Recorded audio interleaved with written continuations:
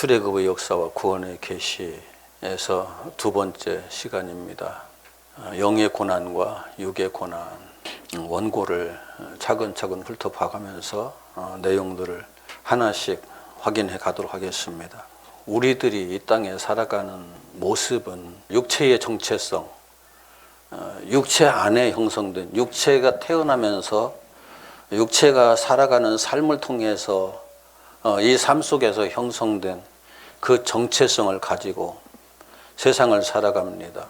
우리에겐 하나님의 형상이 없습니다. 에덴 동산에서 아담 안에서 다 죽었기 때문에 죽어있는 상태의 하나님의 형상, 영적 죽음과 육체적인 죽음은 다릅니다. 육체적인 죽음은 소멸해버리고 마는 것이지만 영적 죽음은 그 영이 생명력을 잃고 아무런 반응도 할 수 없는, 아무런 느낌도 느낄 수 없는 그런 상태에 있는 것이 우리의 영적인 실상입니다. 그래서 육체의 고통은 우리가 느낄 수 있지만 영의 고통은 느낄 수가 없습니다. 오히려 영이 고통을 받고 있을지라도 육체는 행복할 수 있습니다. 이 땅의 삶이 그렇습니다. 그래서 우리가 이 땅에서 느끼는 고통은 육신의 고통, 정신적인 고통, 마음의 고통, 이제 그 육신이 아닌 정신이나 마음이나 이런 것들은 혼으로 성경에는 다 그렇게 기록되어 있습니다. 그걸 혼의 고통이라고 말할 수 있습니다. 그런 고난만 우리가 느낄 뿐이지 영의 고난은 느낄 수가 없습니다. 왜 그런가 하면 영이 죽어서 감각을 다 잃어버렸기 때문에 이 육체로서 육체 안에 작용하는 것, 그 이상은 우리가 스스로 확인할 수가 없는 거예요. 우리가 이제 완전한 영적 존재가 아니기 때문에 영적 존재로서의 이런 모든 것을 느끼게 하려면은 하나님께서 친히 또는 천사를 통해서 영적인 부분들을 그 감각을 하게 해 주셔야만 느낄 수 있어요. 그렇지 않으면은 이 부분을 느낄 수가 없는 거예요. 사탄도 똑같은 일을 해요. 악한 영들도 우리들에게 어떤 영향력을 행사하기 위해서는 죽어있는 영의 감각을 터치해서 조금이라도 영적 감각을 열어줘야 교류하는 게 가능해지거든요. 그렇기 때문에 성령이라든지 천사라든지 사탄이라든지 우리의 영적 감각을 조금이라도 이렇게 느낄 수 있도록 해주지 않으면 우리가 스스로 영적 감각을 열어갈 수 없는 그런 존재일 뿐이죠. 그래서 우리는 영의 고난을 못 느끼고 사는 거예요. 육신이 피곤할 때 육신이 피곤하다는 건 금방 느낄 수 있고, 내가 정신적으로 힘들다는 것도 금방 느낄 수 있고, 마음이 편치 않다는 것도 금방 느낄 수 있거든요. 이제 심리적인 쪽에 들어가면은 마음이 고통스러워도 그 마음의 고통마저도 느끼지 못하는 사람들이 적지 않이 있어요. 그러나 육신의 고통은 누구나 쉽게 느끼는 거죠. 그런데 하나님께서 이스라엘 백성들이 애굽에서 요셉을 따라 들어가서 300년이 조금 넘는 세월인데 애굽에서 그들이 굉장히 편안하게 지냈거든요. 요셉 때문에, 요셉의 덕을 보면서. 그런데 하나님께서는 창세기 15장 13절에 이렇게 말씀하셔요. 내 자손이 이방에서 객이 되어 그들을 섬기겠고 그들은 400년 동안 내 자손을 괴롭히니.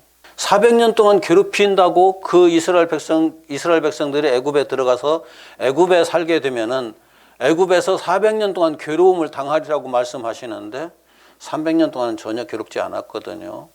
그럼 하나님께서 잘못 말씀하신 건가요? 이스라엘 백성들이 육체가 편하니까 영의 고난이라는 사실을 전혀 모르고 있는 거예요. 하나님께서 가나안 땅 약속을 하셨고 하나님께서 친히 다스린다는 약속도 하셨지만 이스라엘 백성들은 지금 하나님의 다스림을 받는 것이 아니라 애굽 왕의 다스림을 받아요. 육체로는 편해요. 요셉 덕분에. 그러나 영으로는 하나님께서 약속하신 하나님의 나라의 백성의 자리에서 점점 더 멀어져 가고 있는 거죠. 이게 영적인 고난이에요. 하나님의 구원의 역사라는 차원에서 보면은 이스라엘 백성들이 가나안 땅에서 벗어나서 애굽 땅에 들어갔다는 것은 아담이 에덴 동산에서 벗어나서 세상으로 내보내졌다는 것과 같은 의미이거든요. 아담이 에덴 동산에서 하나님의 형상을 잃고 여기 출애굽 과정에서 하나님의 형상을 잃었다는 것은 안 나와요. 이제 어차피 육체의 존재들이기 때문에. 그러나 아담은 에덴 동산에서 선악을 알게 하는 나무의 열매를 먹고 죽었거든요. 죽은 상태에서 에덴 동산을 더 이상 누릴 수 없는 존재가 되었기 때문에 거기에서 세상으로 쫓겨났다는 표현도 그렇고 방출하셨다, 하나님께서 내보내셨다. 저는 그런 표현이 더 적절하다고 생각하거든요. 이것이 이스라엘 백성들이 애굽에 들어간 사건과 동일시 된다고요. 성경 전체 그 구조상으로 보면은 그 에덴 동산에서 아담이 쫓겨났을 때, 방출되었을 때 아담은 평생 가장 큰 소망이 무엇이었을까요? 하나님의 그 안식의 세계 속으로 다시 들어가는 것. 그것보다 더 큰 소망은 없겠죠. 자기 자신이 하나님의 형상에 벗겨져 버리고 너무너무 비참하게 되어버린, 너무너무 초라하게 되어버린 그 상태에서 하루빨리 벗어날 수 있으면 벗어나는 것. 그것이 가장 더 큰 소망이겠죠. 저와 여러분들은 하나님의 형상을 가져본 경험이 없어요. 그렇기 때문에 하나님의 형상으로서 살던 기억이 없기 때문에 하나님의 형상을 다시 회복한다는 것이 얼마나 영광스러운 것인지, 얼마나 대단한 것인지 몰라요. 그냥 보이는 것은 육체적 영광밖에는 안 보여요. 다른 사람들이 육체로 편안하게 살고 행복하게 살고 즐겁게 살고 하고 싶은 것 이 땅에서 다 하고 사는 것, 그것밖에는 안 보여요. 그래서 그것을 행복이라고 착각하는 거죠. 그런데 이 땅에서 가진 것이 가장 많은 사람이 행복할 것이다? 저는 숱한 뉴스를 통해서 보는 게 가장 가진 것이 많은 사람도 욕심의 굴레에서 벗어날 길이 없구나. 마음의 평안을 누릴 수 없는 증거가 바로 그거예요. 마음에 평안하다 그러면 더 이상 욕심 부릴 일이 없잖아요. 더 이상 무엇을 탐낼 일이 없잖아요. 마음이 진정한 안식을 누리는 사람은 어느 때든지 어느 곳에서든지 어느 형편에서든지 마음이 평안할 수가 있는 거죠. 우리가 어떤 상황에서 마음이 편치 않다는 것은 우리가 행복하지 못하다는 증거고, 행복하지 못하다는 증거는 평안이 없다는 증거예요. 본질적인 평안이에요. 상대적인 평안이 아니고. 이 땅의 평안은 상대적인 평안이에요. 무엇이 주어져야만 누릴 수 있는 평안.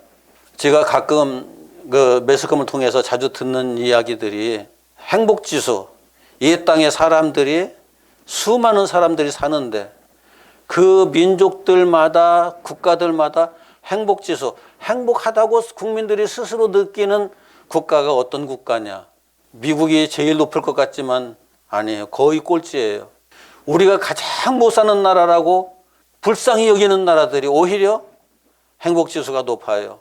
그 나라들은 물론 환경이 지금 당장 헐벗고 굶주릴 수 있는 환경은 아니에요.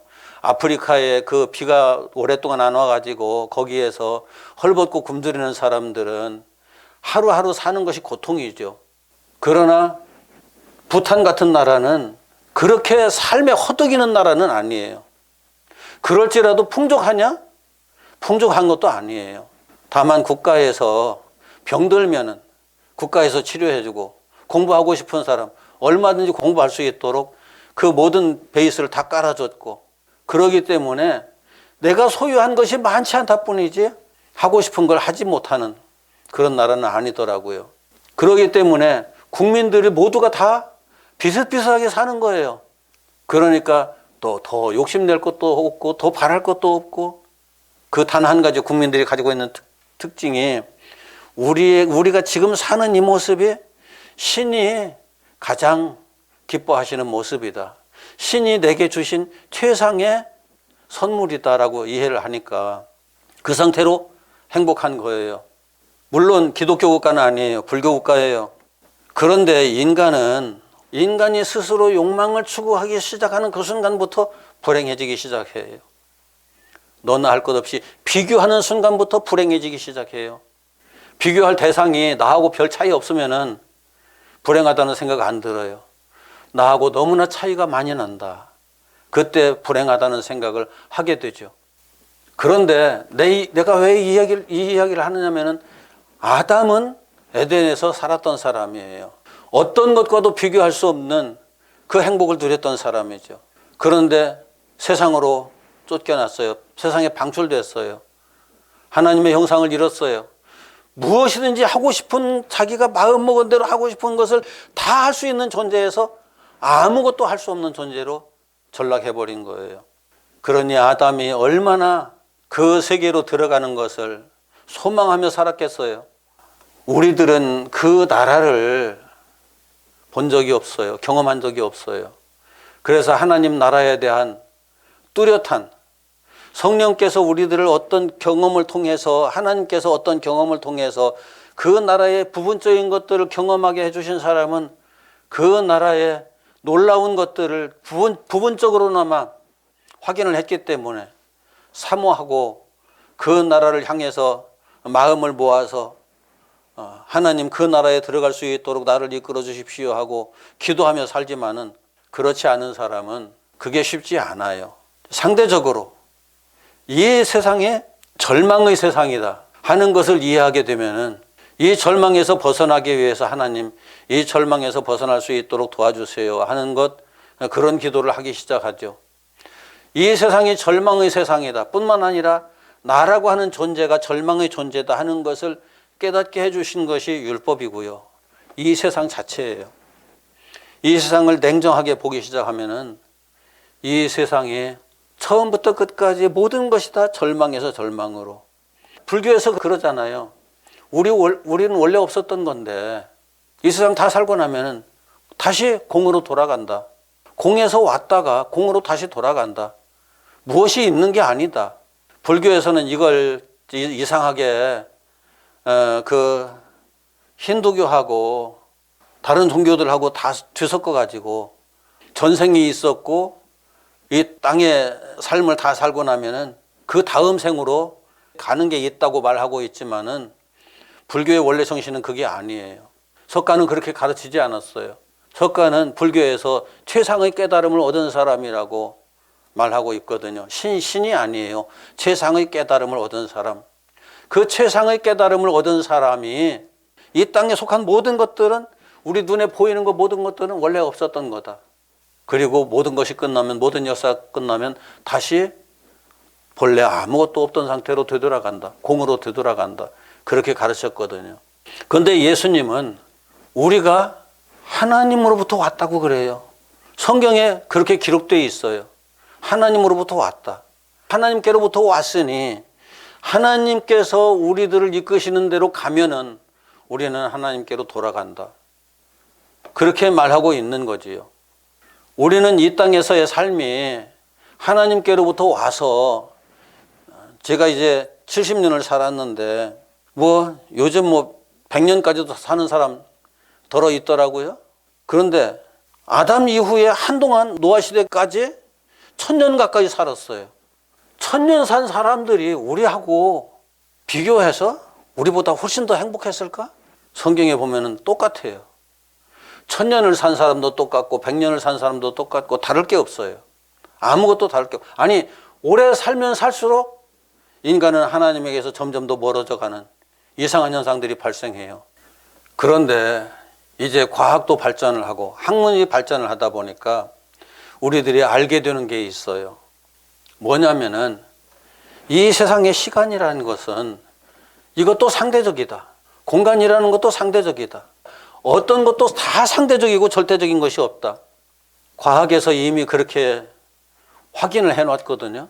상대적인 것이기 때문에 내가 시간을 뛰어넘을 수 없고 공간을 마음대로 내 있고 싶은 자리에 언제든지 동시에 있을 수가 없어요. 나는 지금 여기에 있어요. 한 발짝 내디디려고 그러면은 1초라는 시간이 필요해요.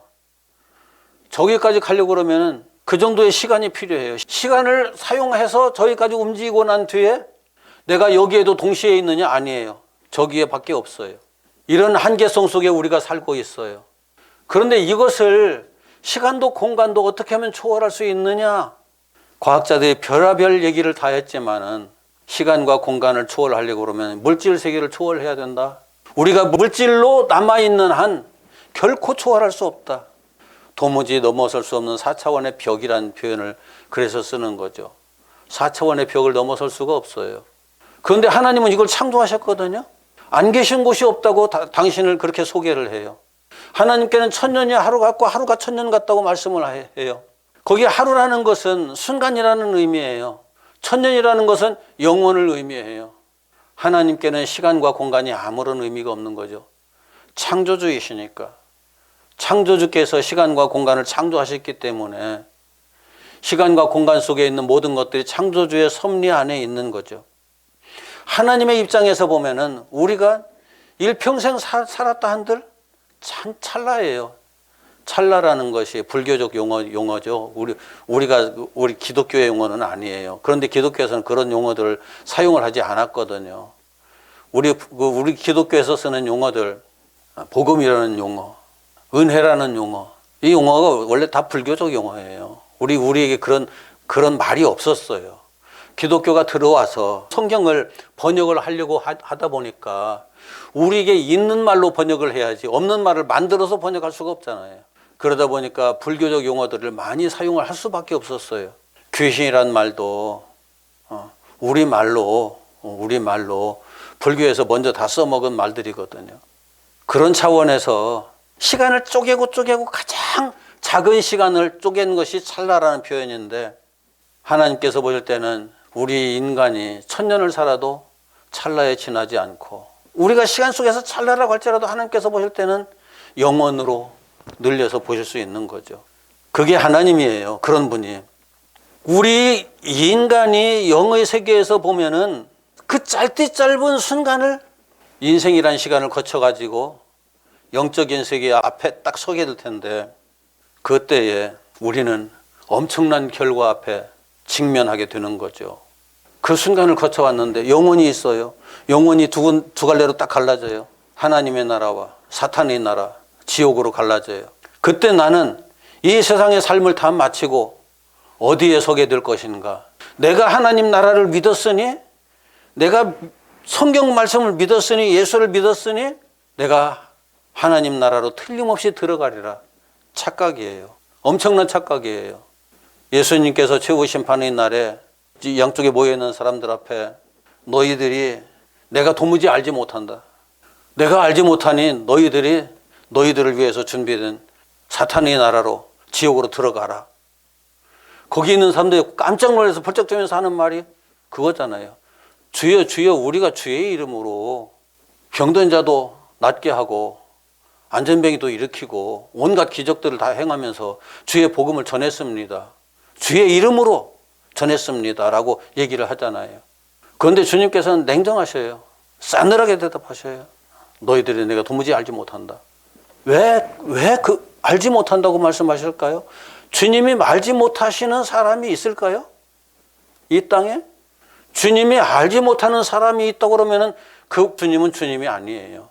한순간의 생명일지라도 주님이 알지 못하실 수가 없죠. 창조주가. 그런데 왜 알지 못했다고 말을 할까요? 히브리 문화에서 알다라는 의미를 우리가 정확하게 이해를 해야 돼요. 경험했다거든요. 내가 너를 경험했다.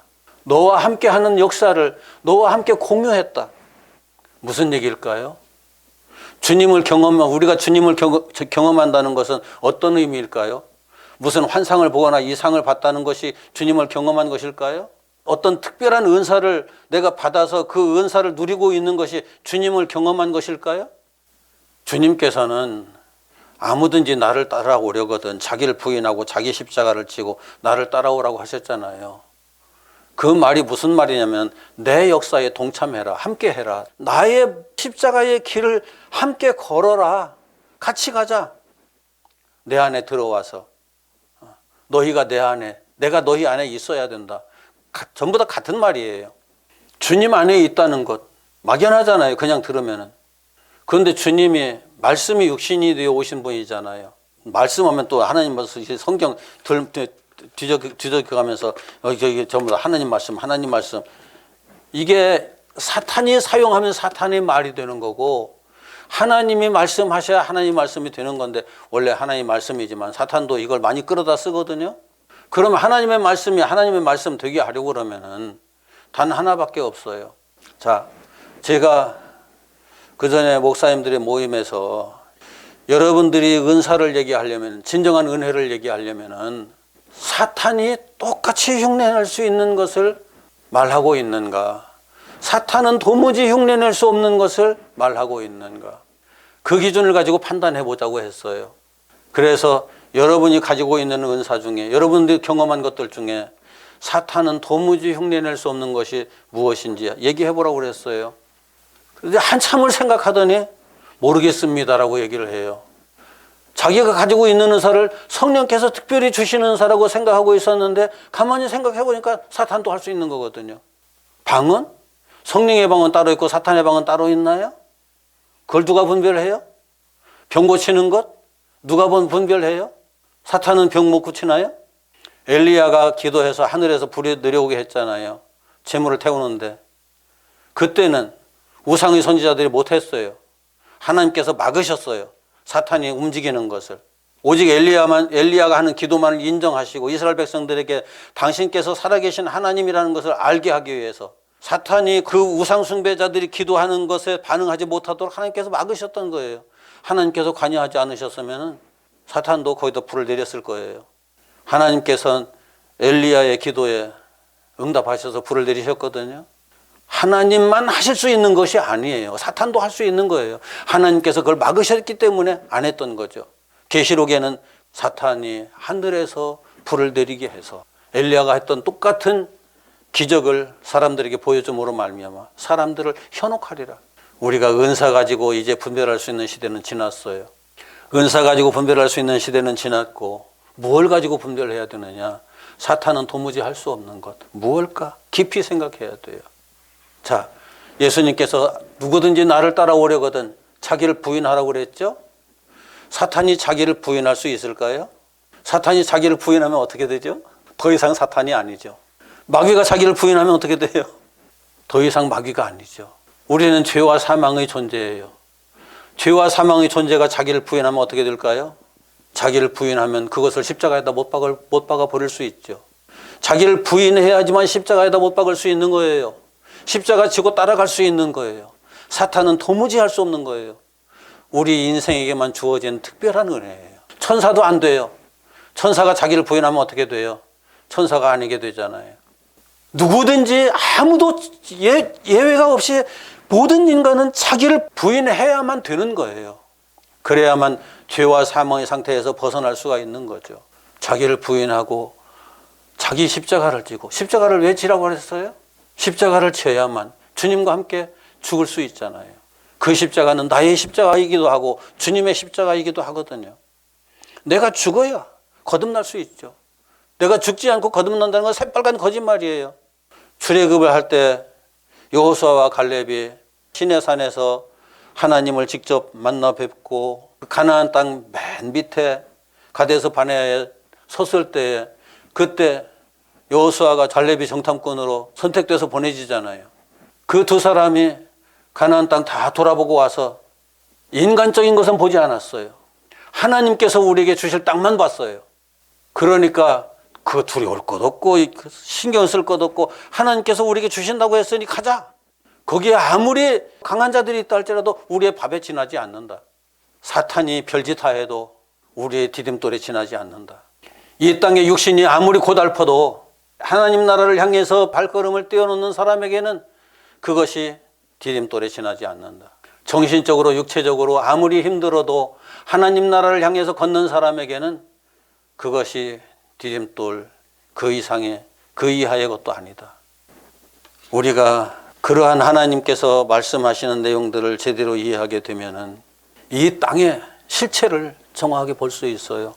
누가복음 4장 여기 14페이지에 있어요. 누가복음 4장 56절에 마귀가 또 예수를 이끌고 올라가서 순식간에 천하 만국을 보이며 이르되 이 모든 권위와 그 영광을 내가 네게 주리라. 이것은 내게 넘겨준 것이므로 내가 원하는 자에게 주노라. 사탄이 예수님한테 거짓말을 했을까요? 사탄은 이런 때 절대 거짓말 안 해요. 하나님 앞에 거짓말을 한다는 건 말이 아니죠. 창조주 하나님께서 내게 주셨어, 내게 맡기셨어. 그러니까 이 땅의 모든 권세, 모든 영광 다 너에게 줄 거야. 내 앞에 무릎 꿇어라. 우리 인간은 이 사탄의 유혹을 들으면 무릎 꿇지 않을 사람이 있을까요? 이 세상의 권세와 모든 영광 다 주겠다고 하는데 무릎 꿇지 않을 사람 없어요. 모든 사람들이 그것을 행복이라고, 그것을 능력이라고 생각하거든요. 예수님께서는 오직 하나님만 섬기라고 하나님께서 말씀하셨다. 단 한마디로 물리치죠. 에베소서 2장 2절에는 사탄을 공중 권세 잡은 자, 이 세상의 풍조를 만드는 자, 이 세상 풍조가 사탄에 의해서, 이 세상 풍조라는 것이 이 땅의 문화예요. 이 땅의 문화를 사탄이 형성한 거라고 그렇게 말하고 있어요. 우리가 이 땅의 문화로부터 완벽하게 자유로울 수 있는 사람은 없어요. 왜? 육체에 속해 있기 때문에, 육체적 존재이기 때문에. 그러나 자기를 영적 존재로 인식하고 자기 존재의 인식을 새롭게 하는 사람들은 이 문화에 대해서 시각을 달리하죠. 생각을 달리하죠.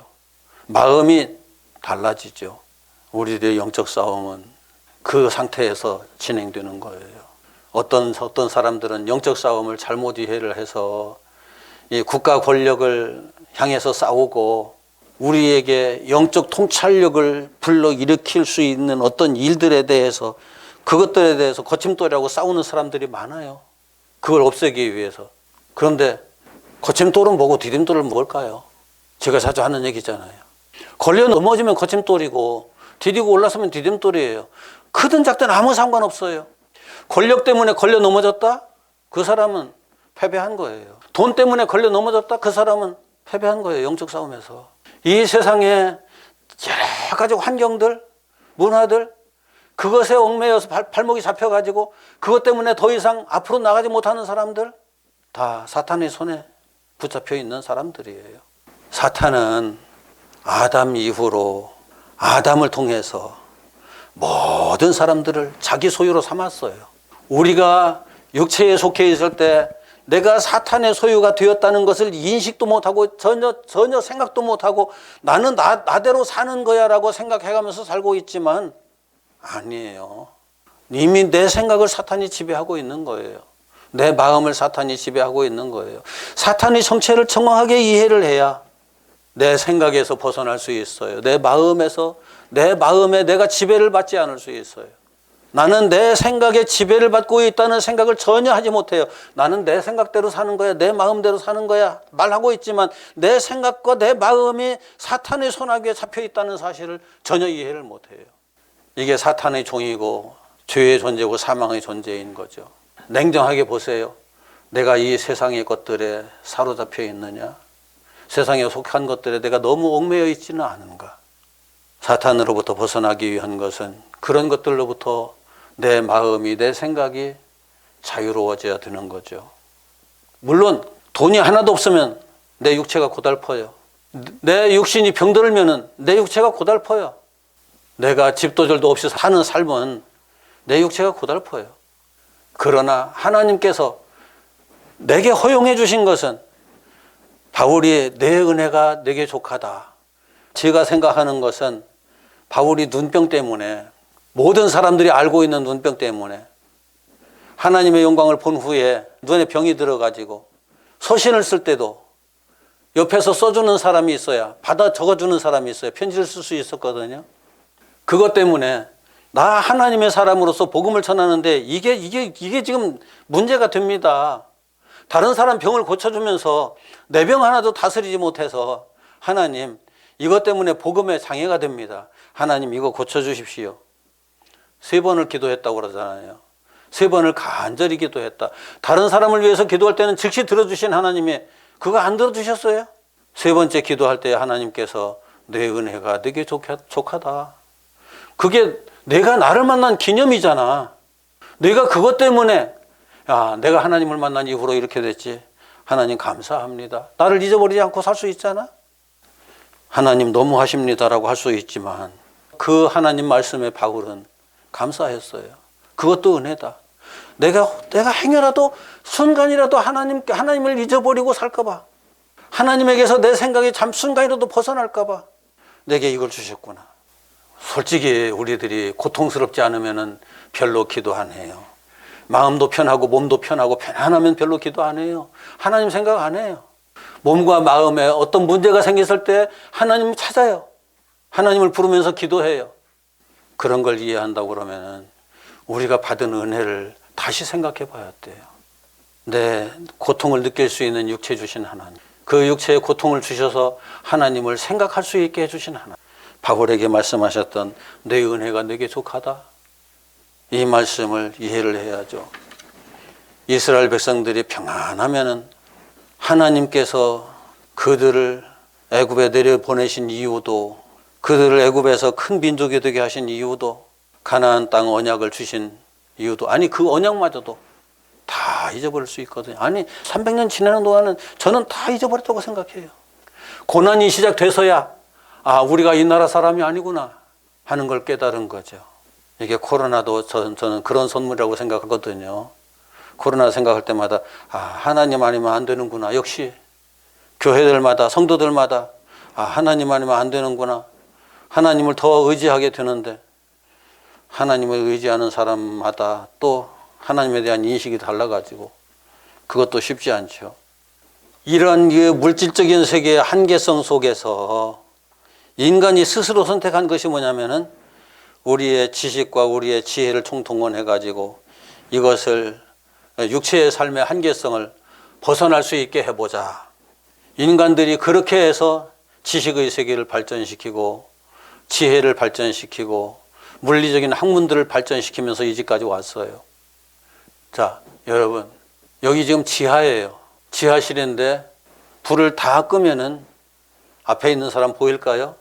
저 문 닫아버리고서 앞에 있는 사람 안 보여요. 우리는 지금 인간이 만들어 놓은 문명의 혜택을 받고 있어요. 하나님께서 주신 천지 만물의 원리에서 나온 것이지만 인간이 그 원리를 최대한 이용을 해가면서 문명을 발전시키고 있거든요. 그런데 원리 자체를 우리 인간은 만들지를 못해요. 원리를 발견하는 거지 원리를 인간은 창조할 수가 없어요. 인간이 가지고 있는 한계성이에요. 그런데 우리가 원리를 발견해가면서 우리가 하나님처럼 될 수 있다고 착각을 하거든요. 사탄이 넣어준 거예요, 아담에게. 네가 선악지식 나무의 열매를 네가 먹으면 네가 하나님처럼 되어 눈이 밝아져서 하나님처럼 될 줄을 하나님께서 아시기 때문에 너 보고 그걸 먹지 못하게 했다. 그게 진실일까요? 우리는 지금 그 지식을 다 사용하고 있어요. 그 지식을 하나님을 찾는 데 사용하면은 아무런 문제될 게 없어요. 하나님을 외면하는 데 사용을 하고 인간이 스스로 뭘 할 수 있겠다고 생각을 하고 그쪽으로 발전시켜 가면서 문제가 더욱더 심각해지는 거죠. 우리가 자동차를 타고 왔어요.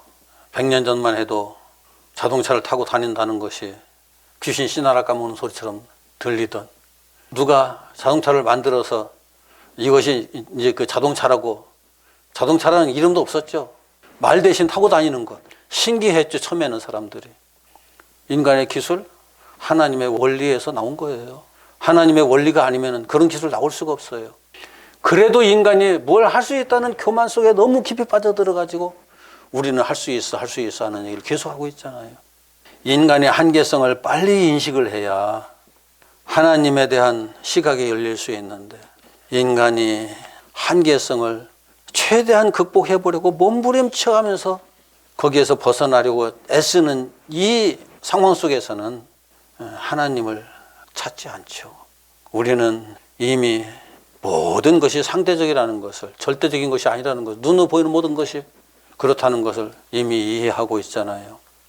제가 나누어 드린 이걸 원고를 이렇게 상세하게 하려고 그러면 한 3주는 해야 될 내용들인데 그냥 대충 넘어갑시다. 계시록에 666 이마에 인치는 것, 이게 무엇이다 말하는 사람들이 참 많아요. 19페이지 쪽에 있어요. 베리칩이라고 하는 얘기를 들어보셨어요? 이 코로나 주사 맞으면은 그 약 속에 베리칩이 들어가 있어가지고 그것이 우리 몸에 들어와서 우리를 지배하게 된다. 말도 안 되는 얘기들을 해요. 666이라는 게 뭘까요? 14만 4천은 하나님께서 당신의 종들의 이마에 인치는 거였잖아요. 그것을 흉내낸 것이 666이잖아요. 사탄이 손과 이마에 인친다고. 사탄이 인치는 자와 하나님께서 인치는 자, 사탄의 종과 하나님의 종. 하나님께서는 14만 4천이에요. 12 곱하기 144 나오는데 거기에 천을 곱해가지고 14만 4천이라는 숫자가 만들어졌어요. 이게 상징적인 거예요. 12 곱하기 이스라엘 12지파와 신약의 12교회, 12사도를 통한 교회, 이 둘이 곱하기 해서 144가 된 거고, 이게 완벽한 하나님의 선택하신 백성과 복음에 선 백성이라는 의미인 거죠. 곱하기로 한 것은 그 숫자가 제한되어 있지 않다는 것을 의미하는 거고요. 천이라는 것은 어마어마한 숫자, 이게 무한대의 숫자다라는 것을 그렇게 표현한 거죠. 그런데 666은 7이 완전수거든요. 7에서 하나가 모자라는 거예요. 7에서 하나가 모자란 것이 셋이에요. 삼위일체 하나님을 거기다 적용한 거죠. 그래서 사탄의 세계에서도 삼위일체 하나님처럼 똑같이 삼위일체라고 말은 똑같이 해요. 그런데 창조주 하나님은 아니에요. 그들도 하나님을 얘기하고 성령을 얘기하고 성자 예수를 얘기해요. 그래서 주여 주여 우리가 주의 이름으로 무엇도 하고 성령의 능력을 받아서 하나님의 백성으로서 주의 이름을 가지고 성령의 능력을 받아서 했다고 착각을 하는 거죠. 그런데 그들은 주님과 함께 죽어보질 못했어요. 주님과 함께 죽지를 못해서, 주님과 함께 부활도 못했고, 주님을 경험한 적이 없고, 그래서 주님이 내가 너희들을 도무지 알지 못한다라고 말씀하시는 거예요. 주님을 아는 사람은 주님과 함께 죽어본 사람이에요. 그 주님과 함께 부활한 사람이에요. 그 사람만 주님을 아는 사람이에요. 이 144 숫자가 반듯하고 완벽한 숫자다. 계시록에는 그렇게 표현을 해요. 666의 숫자는 사탄이 점 찍어놓은 사탄의 종으로 산 사람들이에요. 이 사람들을 우리가 알 수 있을까요? 14만 4천도 알 수 없듯이 666도 알 수 없어요. 다만 우리가 확인할 수 있는 것은 저 사람이 예수 그리스도와 그의 십자가를 말하고 있느냐, 또 다른 이 세상의 물질 평안, 권력, 행복, 인본주의에서 추구하는 그 가치들을 말하고 있느냐, 예수 그리스도와 그의 십자가와 부활을 말하고 있느냐. 핵심은 그거예요. 사탄도 부활을 흉내내요.